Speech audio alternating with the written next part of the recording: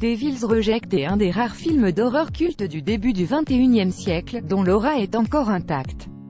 Et sa suite arrive. Si sa carrière a pris un tour éminemment plus branché et expérimental, notamment avec Lord of Salem, Rob Zombie demeure un des cinéastes les plus iconoclastes et étonnants du cinéma d'horreur américain.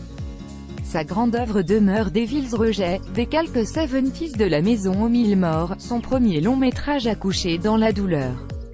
Par conséquent, après quelques années de vaches maigres, l'annonce de la mise en chantier d'une suite, intitulée 3 From Hell, a ravi des millions de fans.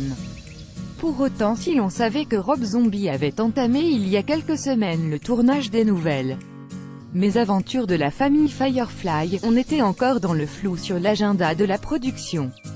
Le metteur en scène a expliqué comment il comptait travailler, et par conséquent quand risquait de sortir le métrage.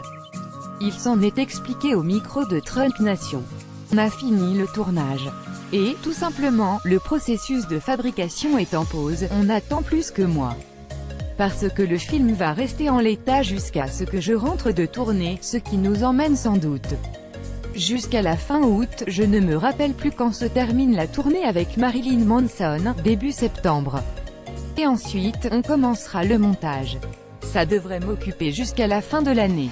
La post-production s'étalera sur 5 ou 6 mois probablement. J'ai un studio à domicile, où nous amenons les monteurs, avant de nous couper du monde. C'est le même studio que j'utilise pour mes albums, on change juste de matos, bédonné. Qui laisse à penser que 3 From Hell pourrait débarquer sur les écrans mi-2019. Pour le festival de Cannes, bah oui quoi, on peut